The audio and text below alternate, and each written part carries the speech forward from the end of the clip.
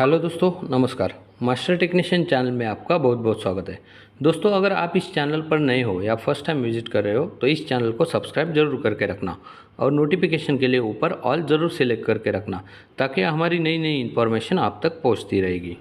दोस्तों, आज हम बात करेंगे एक छोटी सी चीज़ के बारे में जो गाड़ी के व्हीकल के कम्युनिकेशन सिस्टम में बहुत बड़ा रोल प्ले करती है। उसका नाम है टर्मिनेटिंग रजिस्टर। अब ये टर्मिनेटिंग रजिस्टर क्या होता है? ये टर्मिनेटिंग रजिस्टर एक फिक्स वैल्यू का रजिस्टर होता है जो कैन हाई और कैन लो के बीच में लगा हुआ रहता है। ये जो टर्मिनेटिंग रजिस्टर है ये ज़्यादातर गाड़ियों में हमें 120 ओम्स के रेजिस्टेंस वाले रजिस्टर मिलेंगे। इनका मेन काम है सिग्नल रिफ्लेक्शन को रोकना। अगर आप गाड़ियों में देखेंगे तो एक ट्विस्टेड वायर मिलेगी जो हरा और पीला कलर का वायर मिलेगा। इन दोनों वायर्स के अंदर से हाई स्पीड डाटा ट्रांसफ़र होते रहता है।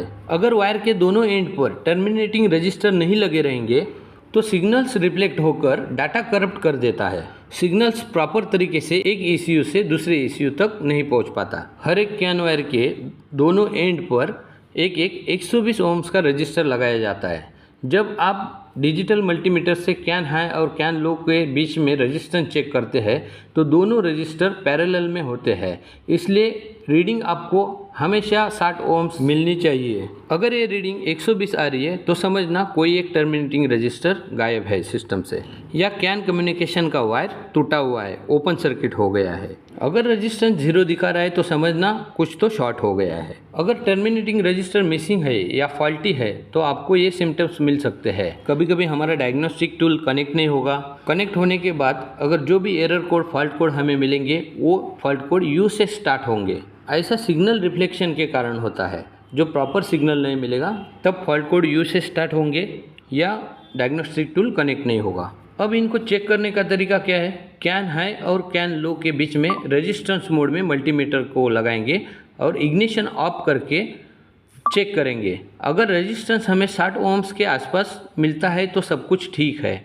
अगर रेजिस्टेंस कम ज़्यादा दिख रहा है, उसमें वेरिएशन दिख रहा है तो टर्मिनेशन रजिस्टर चेक करना ज़रूरी है। अब ये सिंगल रजिस्टर हम चेक कर रहे हैं तो इसमें देखिए 120 ओम्स दिखा रहा है लगभग, और इसको हम एक दूसरे से मतलब डबल रजिस्टर पैरेलल में हम ज्वाइन कर रहे हैं तो ये देखिए इसमें हमें अब 60 ओम्स दिख रहे हैं।